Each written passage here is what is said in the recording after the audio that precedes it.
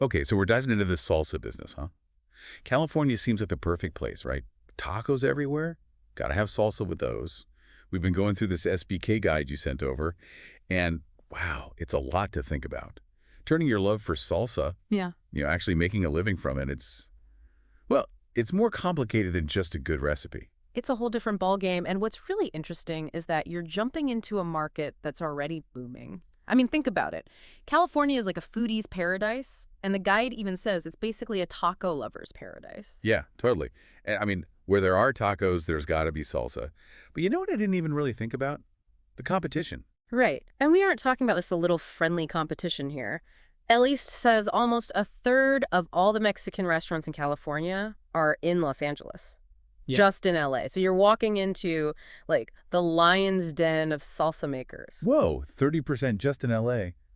Okay, so maybe paradise also means be ready to fight for your spot, huh? Oh, for sure. That killer recipe you've got. Yeah, that's important. But there's this whole other side of things, and it's less about how it tastes and more about, well, food safety, Mm. especially in California. You're talking about the whole acidity thing, right? I have to be honest, I kind of skimmed over those parts. It's easy to do. You get so caught up in perfecting that recipe, but the acidity, that's non-negotiable, you know?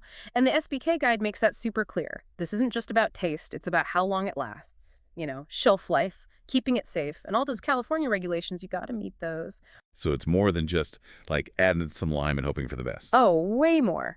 The magic number, the one they keep coming back to in the guide for safe salsa that'll actually last on the shelf, is a pH level of 4.6 or lower.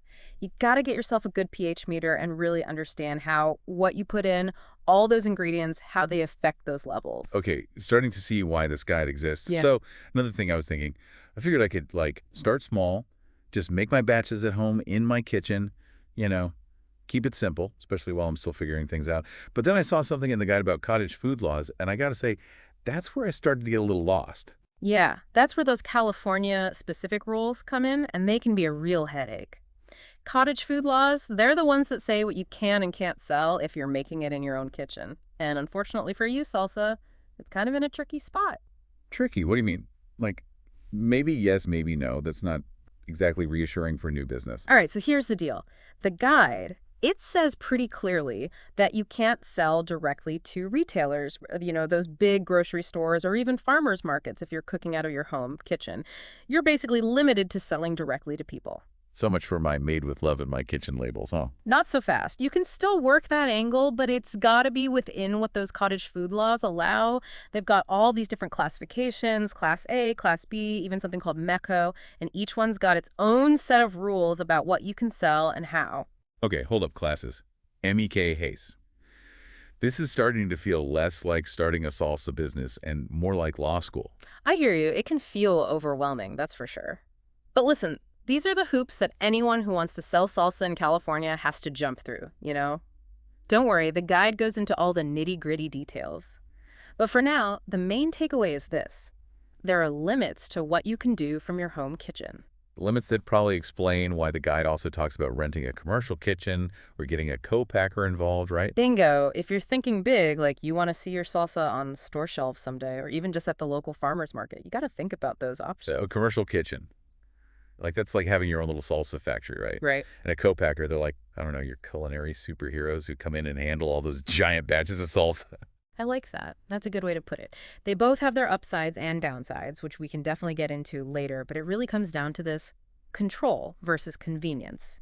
And of course, there's the cost. Actually, the SBK guy did a really good job breaking down the financial side of each option. Okay, got it. So we've got our recipe, hopefully with the right pH level. We're figuring out those cottage food laws, and we're weighing our options for actually making the salsa. But here's another question. How do we actually get people to buy it? Even with the best salsa in the world, you got to get the word out. You got that right. Marketing is key, especially in a place like California with so many other salsa brands all vying for attention. It's not just about having a pretty label, it's about having a strategy.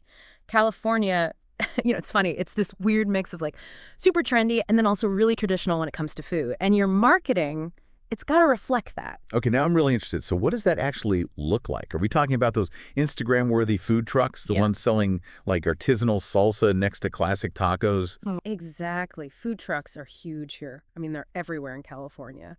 And they can be a really good way to, Get your salsa out there, especially when you're just starting out, maybe still working from your home kitchen. It's a way to work within those cottage food laws, those restrictions, but you're still selling directly to people who want to try your stuff. But keep in mind, even food trucks, they come with their own rules. You got to have permits and everything. The SBK guide, it actually had a whole section on the legal side of like mobile food vending. Might want to give that a read. Definitely adding that to my to-do list. But even with a food truck, or even if I go all in on a commercial kitchen, I can't just like set up shop and hope people find me, right? Especially with all those other salsa brands out there, those heavyweights we talked about. You're telling me that's where the whole online thing comes in. These days, it's not even enough to just have a website.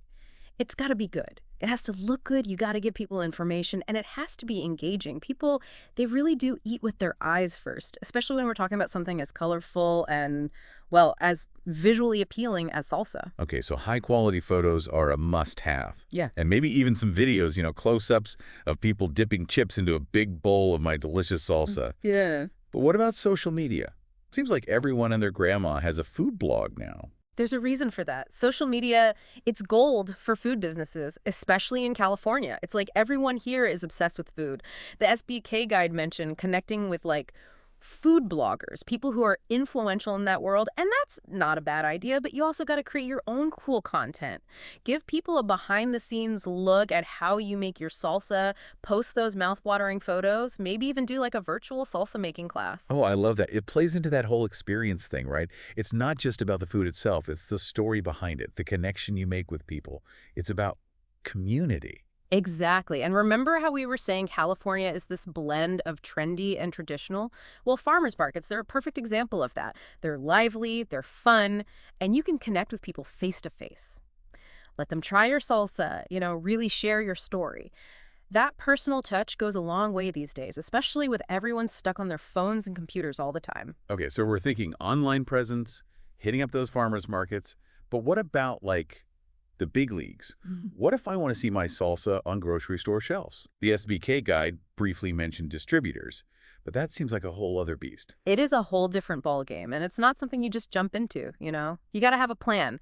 Distributors, they're basically the link between you and all those stores. They already have relationships with them, so they can help you get your product on the shelves. So they're like my salsa sales team. That sounds amazing, but it probably also comes with a price tag, right? Right. Usually, distributors take a cut of your sales. And they're going to have certain things you have to do. You got to be making enough salsa to keep up. Your labels need to be right. And sometimes they even want you to have insurance. So it's less about me making salsa in my kitchen and more about having a whole salsa operation up and running. Speaking of operations, I'm guessing scaling up means I need to upgrade from my trusty blender at some point, huh? You got it. Scaling up, that means bigger, better equipment, industrial-sized food processors, bottling systems, the whole 9 yards. You might even need a whole separate place to make all that salsa if you aren't working with a co-packer. The SBK guide had some pretty crazy numbers about how much all that costs, but it really stressed that this is where having a solid business plan is crucial. Right. Because at that point, it's not just about following your passion, right? Yeah. It's about actually making money. The guide mentioned pricing strategies, but I'll be honest, I kind of zoned out a bit there. It felt way too much like business school and not enough like, salsa entrepreneur. I hear you. It can feel like that. But here's the deal with pricing. It's all about finding that sweet spot. You got to cover your costs, those ingredients, the new equipment, the distributor fees, all of it. But you also got to make sure your price makes sense to people who are going to buy your salsa. It's like walking a tightrope, huh?